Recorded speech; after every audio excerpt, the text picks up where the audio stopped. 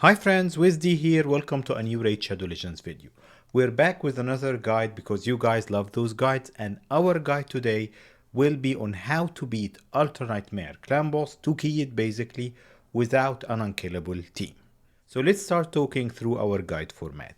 What is the main idea here? You've been playing for over a year, your gear level is starting to build up to that good level of all the substats and the stats on the champions, so theoretically you can beat Ultra Nightmare Clan Boss, and by beating it I mean get those at least 2 key, get more than 35 million per key basically, so that you get the rewards from Ultra Nightmare, Nightmare and Brutal on a daily basis, which are the best rewards in the entire game on a daily basis there. But you cannot get it because you cannot tune or build, or you know how to build this clan boss team, and you did not get unlucky. Of course you wouldn't be here if you got unlucky with a couple of unkillable champs. If you have Double Man Eater or Helicath or Demetha or Emek or Painkeepers, all of the champions you hear about over and over again that can help you build an unkillable team and focus on the speeds first and then on damage to achieve that 1 or 2 key. I have several videos on unkillable comps, me moving from one of them to the other all the way to the Wixwell comp that we recently built on my alt account, on my secondary account, but we're here today to talk about non-unkillable comps as you're seeing on the screen behind me, because if you have that problem, I'm here today to talk to you about it and to talk to you about how to solve it. The first thing to talk about is that if you don't have the unkillable factor, what other factors can you build into your team to enable you to live long enough in the clan boss battle so you can exceed that 2 key threshold, 35 million basically, on a consistent basis? You need to do one of two things basically. Either be fast enough, which is not that easy if you want to build damage as well, do the damage over 20 or 30 turns before the clan boss hits too hard, or if you cannot build the team that fast, then you need to rely on other factors, which what we'll talk about right now, to get to that 2 key damage. And of course, by default, I won't mention it again, if you get to 2 key Ultra Nightmare damage, you will get the 1 key Nightmare and the 1 key Brutal as a given. So the first big factor here is shields. There are a few shield champions, actually I can think only of two, that work properly for the function of the clan boss. These two, there's no surprises there, Brogni and Valkyrie. Why is that? We'll talk through it while we're explaining the teams. Oh, let's talk about it now. Brogni got a very unique thing that's happening with his shield, is that his shield causes reflect damage, sort of, the clan boss when the clan boss hits. So it's actually better for you to build Brogni not with HP, but with attack. He's attack based, and crit damage, crit rate and crit damage. The higher his damage, the bigger the shield, and then the bigger the reflect damage from the clan boss when he hits you, which synchronizes perfectly with another champion like Geomancer. Geomancer burns. Geomancer needs to place the burns himself, if you were asking about this before, so that when the clan boss hits, he gets sort of a reflect damage sort of thing. Actually, I will show you a few teams today built between that Brogni Geomancer synchrony, the reflect damage causing you to get crazy numbers of damage on the clan boss. So shields is the first factor there, Brogni with his unique shield. The second champion applies actually two things, both of them will help you to get to that crazy number of damage on the Ultra Nightmare clan boss. That champion is still valid today after 4 years of being released into the game, which is Valkyrie. Valkyrie used to be number 1 or 2 champion in the game because of this, because Valkyrie places huge shields on the team and counter attack as well. She will keep counter attack and those shields if the team tune is built properly all the time. What will this enable you to do? Basically, the stronger this shield, if the clan boss, which I talked about a little bit in the Infinity Shield Wixwell comp that we talked about in the previous video.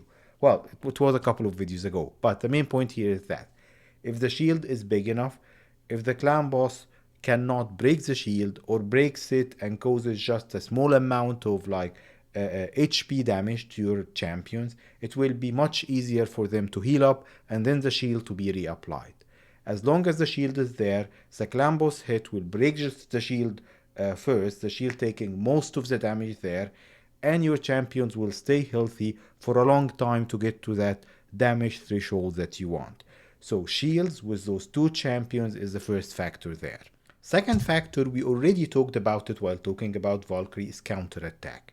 There are only 3 champions in the entire game that can give you counterattack for the whole team, and they are beneficial for clan boss. So Valkyrie is the first of them and probably the best for that specific function to apply those 2 shields and counterattack factors. Second one is Martyr, another Lego. Martyr is really good. I've shown Martyr in my Fire Knight Hard 10 team because other than applying counterattacks to the whole team, Martyr hits really hard.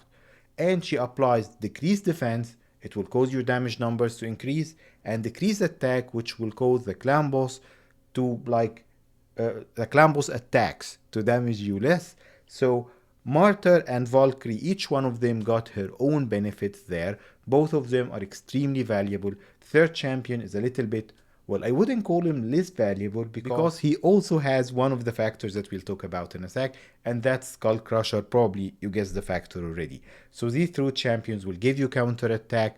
What counterattack gives you is that it will give you more attacks because the majority of your clan boss damage is built from those War Master and Giant Slayer procs. So the more attacks the team is taking, the more damage you do to the clan boss over a shorter period of time to get to that threshold. Which takes us to the third point, talking about more attacks.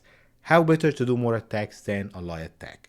You can combine, of course, multiple of these factors to achieve your perfect team. So the best ally attackers for clan boss, I have a dedicated video on this, by the way. Farrakhan the Fat, we have Krila, we have all ally attacks like Podrick and Mikagi, of course. This goes to the same point like counter attacks, more attacks on the clan boss, more War Master and Giant Slayer procs, allowing you to get to that damage. Fourth factor we'll talk about, which is, in my opinion, is the most important, and I'll tell you why in a sec. Ally protection is very important because it will allow you to survive longer. The longer you survive, the more attacks you can have. You can combine ally protection with a few of those factors, or let's just jump into that last factor here, it's double ally protection. Because what's better than one ally protector in the team, double ally protection? Why is that? Let's go to one of the OG content creators who mastered the double ally protection method to achieve crazy results in clan boss. There is a kind of content creators for raids that I highly appreciate. It's those guys who understood the game deep enough, the speed tuning, the multipliers, how the mechanics work, that they can simplify it for us and just give us numbers to use. Of course, the pioneer in this area is Deadwood Jedi. I hope he's doing well. I haven't seen him in a while creating videos. With his clan boss calculator, I think the game wouldn't be the same without Deadwood Jedi's clan boss calculator, which allowed us all to do our clan boss teams. People like Bronco, huge shout out to Bronco Raid with all of his Emic crazy comps, beating the whole game with Emic and double Painkeeper. And I am IanK, the channel I'm showing on the screen. I'll also put the links in the description below for the channel and the videos that we'll talk about. So IanK, I think IanK is Portuguese. He probably streams and still creating videos in Portuguese, but he stopped creating English content for a while now, but these videos are still valid. Show him some love, subscribe to his channel, like those videos and comment on them. What IanK discovered or explained to the community back then, probably over 2 years ago now, is that how the ally protection mechanism works. The clan boss damage, somehow, I'll explain it the best I understand it, it doesn't ramp up the same way. So if you've been trying to build your clan boss team, you know that when the clan boss gets to the 10th and the 20th turn and so on, he hits harder and harder. When he hits the ally protection, the ally protector absorbing the damage from other people doesn't get the same amount of damage. He doesn't get the damage from the 30th or the 40th hit. He gets the damage like it was the 5th hit or the 1st hit. So that difference in scalability enables you, when using ally protectors, to build that beast of ally protector with lots of HP and defense, but to build the other champs with way less defense and HP, because the ally protector is absorbing most of it, with methods that I'll talk about during the video to minimize the damage this ally protector is absorbing, and then they will be able to protect the team and survive for a long time. Which brings me to the last point that I mentioned on the slide, double ally protection. That means that two people are sharing that damage and it's spreading even to a thinner layer, so it's almost like nobody's taking damage from those massive Ultra Nightmare Clan Boss hits, as like when we go beyond, like let's say turn 30. And don't worry, we'll talk about specific stats. I'll actually show it to you right now from IanK's video, so I will link also in the description a few of his videos that show you how to do crazy damage to Clan Boss. So the first comp that he has here, Ryu maybe can be replaced by a block debuffs champ, but this is a double ally protect with Brogni's shield, which is also providing us protection. Brogni and Geomancer's damage, because of the mechanism of their passives, is allowing us to get to crazy numbers there. If we like scroll through the video, again I'll link it in the description below, you will see the exact stats of the champion. Like you'll see the HP and defense needed for Tyrant or for Turagi here. We'll talk about the ranges that you might have these in. And what I want to show you the most here, please go and watch those videos and react to them, is what damage he does. I'll tell you why I want to show you the damage here. Look at this. So this is 127 million 1 key. You don't need this. I know that the first thing that you'll say, my gear level is not at this level. Let's scroll back a little bit because I'll tell you what I mean here. So look at this count number. We're surviving till like turn count 126 on Ultra Nightmare because of the double ally protect. The ally protectors are still standing here. So that's crazy. You don't need this. If your gear level is, of course, way less than I am IanK or myself, you just need to get to 35 million, or let's say 40 million, to be safe with the 2 key. And the same team will enable you to do Nightmare and Brutal. So, just check the stats, scale down a little bit. You cannot scale down on speed though, so speed needs to remain the same. Check the stats on the champions here, and just drop the defense and HP a little bit. Probably you'll survive like maybe to turn 50 or 60 and get half the damage, which is all you need. So that's the first team with Tyrant and Turagi. The second team that he's showing, just for variations there.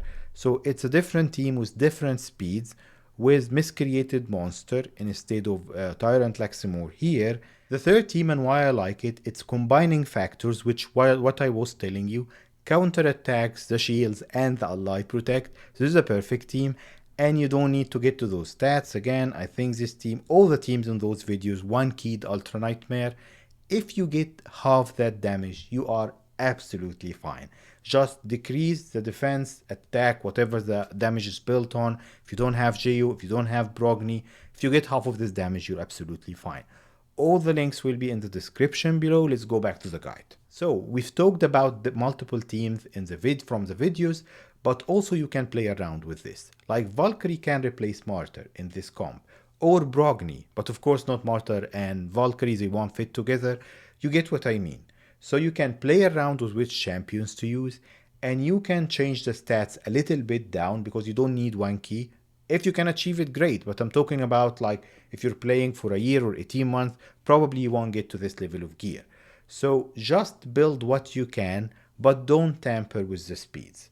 Speeds are very important in those teams, and as I always say in my like Clan Boss videos, is that if you don't know how to tune the speeds on Deadwood Jedi's calculator, stick to the speeds or ranges that are provided on those videos.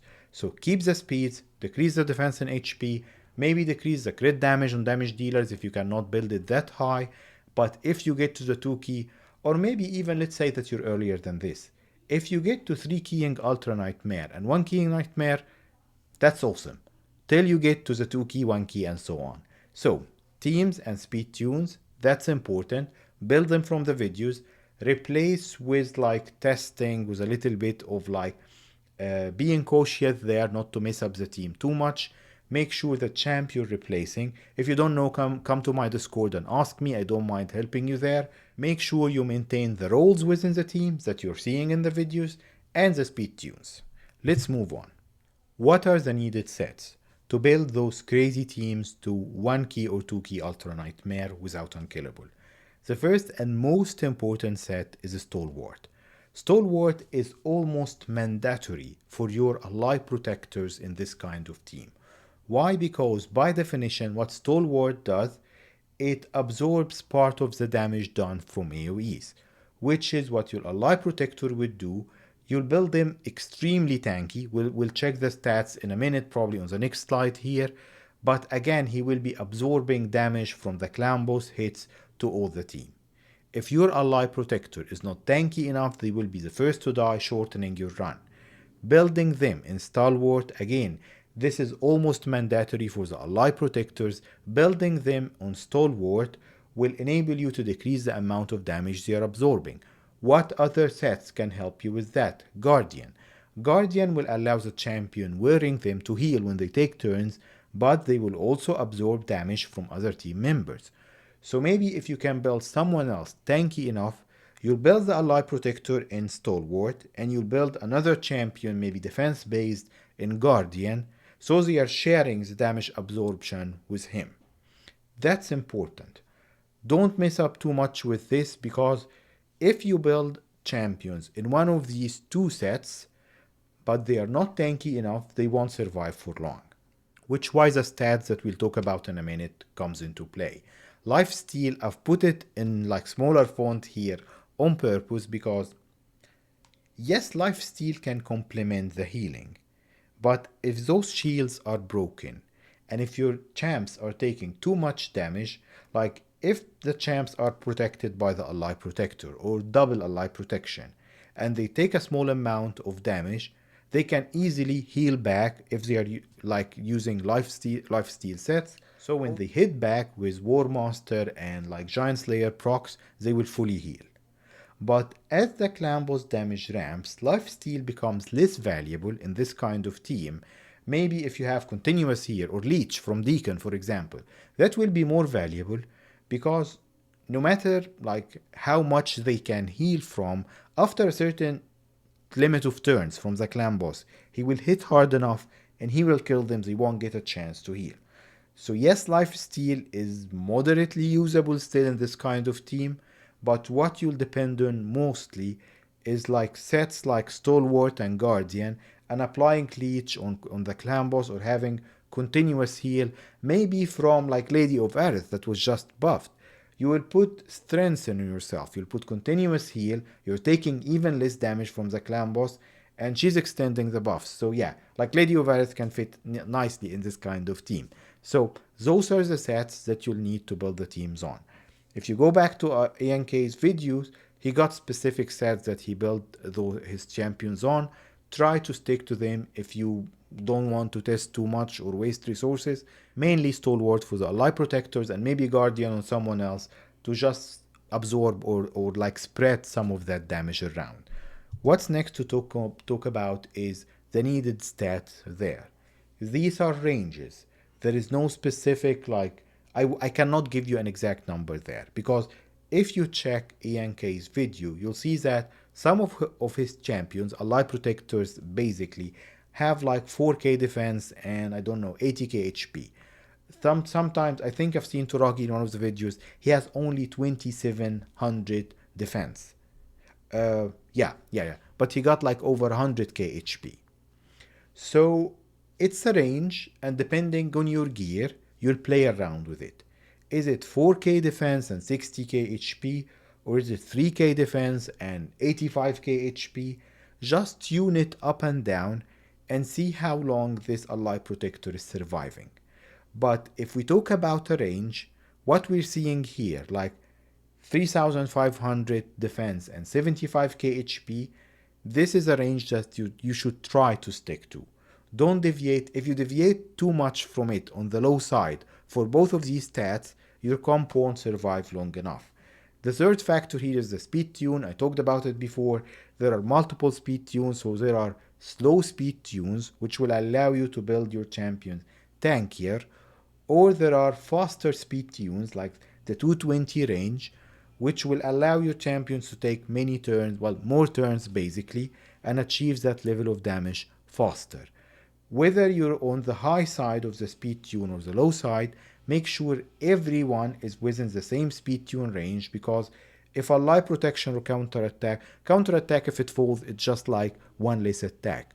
But if a life protection and shields fall from your champions because they are just going out of turn, they will just get killed and the run will be over. So make sure to stick to the speed tunes. I'm just repeating that here.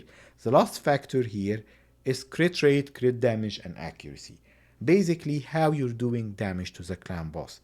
Accuracy is needed for like your Dracomors, for decreased defense and weaken, decreased attack from Martyr, for example, or Turagi, HP burns from Geomancer. If you're not landing those valuable debuffs, you're not generating damage over time. And for champions like Genturo or someone who's doing straight damage to the clan boss, you need crit rate, attack of course, but more crit rate and crit damage on them. Their damage will scale over time and from War Master and Giant Slayer procs. But the main thing here is that if you are not doing enough damage per turn, like usually if you see all of these comms, they have, I would say, a rough range of 1 million or more damage per turn. Maybe not in the first few turns, but after your damage ramps up. If you cannot get to that level of damage, no matter how tanky you build the team, you're not surviving to like turn count 300, or unless of course it's a Wix will come. That's a different story. But what I'm saying is that realistically, if you build the team very tanky, you'll survive to like turn 70 or 80. You need to get to at least 40 million damage by this time. If you cannot ramp the damage high enough, you won't get the result you want, which is 40 million damage to be in the safe 2-key range there. So make sure that with all the other stats, you will have crit rate, crit damage, and accuracy built on the champions to achieve those results. That was the last factor. If you can do all of this and follow the video guides, you can build your non-unkillable 2-key Ultra Nightmare clan boss team.